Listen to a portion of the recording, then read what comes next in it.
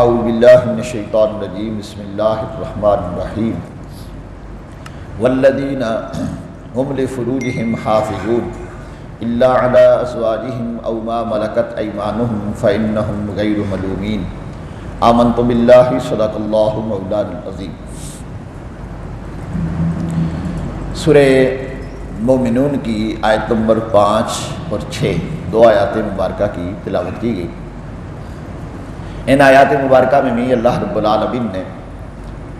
کامیاب مومنوں کی خوبیوں میں سے خوبی بیان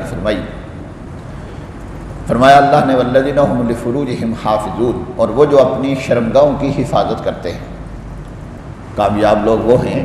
جو اپنی شرمگاہوں کی حفاظت کرتے ہیں۔ الا علی ازواجہم او ما ملکت ایمانہم، مگر اپنی بیویوں یا شرعی باندیوں پر جو ان کے ملک میں ہیں۔ فإنہم غیر ملومین، ان پر کوئی ملامت نہیں۔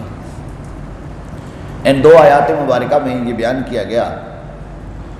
کہ جنسی تقاضے کو پورا کرنا یہ انسانی فطرت میں پایا گیا ہے۔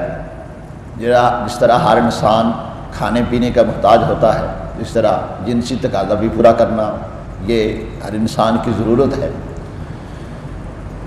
لیکن جو آدمی اس کو غلط راستے پہ لے کے چلتا ہے وہ گناہگار ہوتا ہے۔ جنسی تقاضا اگر اس طرح پورا کرے جس طرح اللہ اور اس کے رسول کا حق حکم ہے تو یہ اس کے لیے باعث ثواب ہے، کیونکہ انسان کی بلکہ ہر حیوان کی نسل اسی توالد اور تناسل سے چلتی ہے، یعنی اولاد اسی طریقے سے چلتی ہے۔ اور اللہ رب العالمین یہ چاہتا ہے کہ انسانیت بڑھے، لیکن وہ جائز طریقے سے۔ اگر انسان ناجائز طریقے کی طرف جائے گا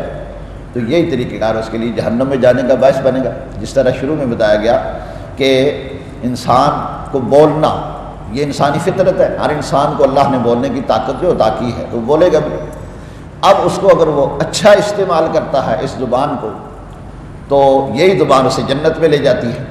اور اسی زبان کو اگر غلط استعمال کرتا ہے، اللہ کی نافرمانی کرتا ہے، اللہ کے رسول کی گستاخی کرتا ہے، قرآن پاک کی گستاخی کرتا ہے، اور اسی زبان سے اپنے ہمسایوں کو دکھ دیتا ہے تو یہی زبان انسان کو جہنم میں لے جاتی ہے۔ تو اسی طرح شرمگاہ کو اگر درست استعمال کرتا ہے تو یہ انسان کو جنت میں جانے کا باعث بنتی ہے کہ اولاد اس کی ہوگی، اور اولاد جب تک اچھے کام کرتی رہے گی اس کو اس کا ثواب پہنچتا رہے گا، اور اگر غلط اپنے آپ کو استعمال کرے گا تو وہی چیز اس کو جہنم میں لے جائے گی۔ اسی لیے حضرت سعد بن سعد رضی اللہ تعالیٰ عنہ فرماتے ہیں کہ رسول پاک صلی اللہ علیہ وآلہ وسلم نے ارشاد فرمایا کہ جو بندہ مجھے دو چیزوں کی ضمانت دے، اپنی زبان کی اور اپنی شرمگاہ کی، میں اسے جنت کی ضمانت دیتا ہوں۔ تو لہذا جو بندہ اپنے آپ کو درست راستے پہ رکھتا ہے اس کی دنیا بھی بلی اور اس کی آخرت بھی بلی، اور جو بندہ درست راستے سے ہٹ جاتا ہے اپنی شہوات اور اپنے اس نفسانی خواہشات کو پورا کرنے کے لیے، اس کی دنیا میں بھی برباد، دنیا میں بھی ذلت و رسوائی، اور ذلت و رسوائی کے ساتھ ساتھ ایڈز جیسی لا علاج بیماری میں مبتلا ہو جاتا ہے، لا علاج مرض میں مبتلا ہو جاتا ہے۔ یہ دنیا کی ذلت و رسوائی، اور آخرت کی ذلت و رسوائی اس سے کہیں زیادہ ہے۔ رسول پاک صلی اللہ علیہ وآلہ وسلم نے ارشاد فرمایا میں نے معراج کی رات کچھ لوگوں کو دیکھا کہ انہیں ان کی شرمگاہوں سے لٹکایا گیا تھا،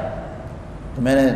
اور ان کے سامنے حضور نے یہ بھی ارشاد فرمایا ان کے سامنے کچھ لوگ ایسے تھے جن کے سامنے خوبصورت پکا ہوا گوشت رکھا ہوا تھا، اور وہ اس خوبصورت پکا ہوا پاکیزہ گوشت کو چھوڑ کر گندا اور وہ گوشت جس سے بدبو اور سمیل آتی ہے وہ کھا رہے تھے۔ تو میں نے جبرائیل امین سے پوچھا یہ کون بد نصیب لوگ ہیں جن کو اس طرح لٹکایا گیا ہے اور اچھی چیز چھوڑ کر وہ بری چیز کی طرف گئے ہوئے ہیں، اچھا پاکیزہ گوشت چھوڑ کے وہ گندا گوشت کھا رہے ہیں۔ تو جبرائیل امین نے کہا یہ وہ لوگ ہیں جو اپنی پاکیزہ بیویوں کو چھوڑ کر غلط راستوں پہ جائیں گے۔ اچھی چیز اللہ نے انسان کے لیے پیدا کی ہے تو اس سے کوئی اچھا فائدہ اٹھائے۔ اب اس کی اولاد ہوگی جب تک وہ نیکیاں کرتے رہے گی اس کو اس کا ثواب ملتا رہے گا، اور اگر غلط طرف جائے گا تو دنیا اور آخرت کی ذلت و رسوائی ہے۔ اس لیے اللہ رب العالمین نے ارشاد فرمایا کہ وہ لوگ کامیاب ہو گئے جو اپنی شرمگاہوں کی حفاظت کرتے ہیں۔ ہاں، اور وہ کس طرح اپنی بیویوں کے پاس جاتے ہیں یا اپنی باندیوں کے پاس۔ باندیاں اب نہ رہیں، پہلے زمانے میں تھیں، اور جب تک یہ تھیں تب تک ان کے پاس جانا اسی طرح جائز تھا جس طرح اپنی بیویوں کے پاس جانا جائز ہے، اور لیکن اب چونکہ نہ رہیں اور اسلام نے ہی یہ کردار پیش کیا کہ اسلام نے غلامانہ جو لوگوں کی ذہنیت تھی، لوگوں کو غلام بناتے تھے، مردوں کو غلام بناتے لیتے تھے اور عورتوں کو باندیاں بنا لیتے تھے، اسلام نے اس کو ختم کیا۔ اور نبی پاک صلی اللہ علیہ وآلہ وسلم نے ارشاد فرمایا کہ جو کسی غلام کو آزاد کرتا ہے اللہ اسے جہنم سے آزاد کر دیتا ہے۔ اس لیے سیدنا عثمان غنی ذو النورین رضی اللہ تعالیٰ عنہ ہر جمعے کو ایک ایک غلام آزاد کیا کرتے تھے، اور آپ اندازہ فرمائیں کہ ہر جمعے کو اگر ایک غلام بھی آزاد کریں تو ایک سال کے اندر 65 جمعے آ گئے۔ اس کے علاوہ باقی وہ جو غلام آزاد کرتے تھے وہ اس کے علاوہ ہے، تو 65 جمعے اگر یہ آگے اور آپ کی دور خلافت 12 سال ہے، تو 12 سال کو 65 کے ساتھ ضرب دیں تو کہاں تک حساب پہنچتا ہے؟ یہ دور خلافت سے پہلے بھی آپ ہر جمعے کو ایک ایک غلام آزاد کیا کرتے تھے، کیونکہ غلام آزاد کرنے کا بہت بڑا ثواب تھا۔ یہ اور غلام اس طرح آزاد ہوتا تھا کہ پیسے دے کر، جس طرح ہم جو پرندے لوگوں نے قید کیے ہوتے ہیں ہم اسے پیسے دے کر پرندہ چھڑا دیتے ہیں،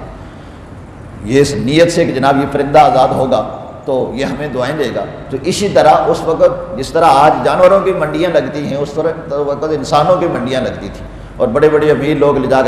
جا کر انسانوں کو خرید لیتے تھے اور وہ اپنے پاس رکھ لیتے تھے، ان سے دن رات جیسے چاہتے جب چاہتے کام کرواتے۔ تو اسلام جو کہ شفقت والا ہے، عزت و احترام والا ہے، نبی پاک صلی اللہ علیہ وآلہ وسلم نے انسانیت کو عزت اور احترام عطا کیا، اس لیے حضور نے صحابہ کے ذہنوں میں یہ بات ڈالی کہ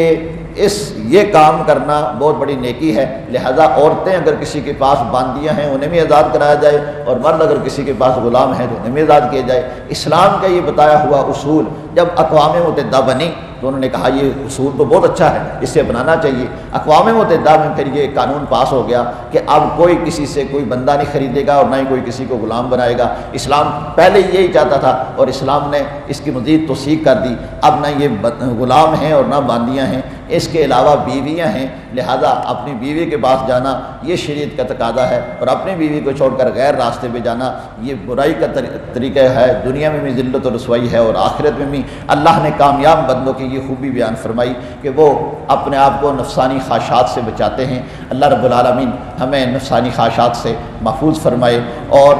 درست راستے پر چلنے کی توفیق عطا فرمائے۔ وآخر دعوانا ان الحمد للہ۔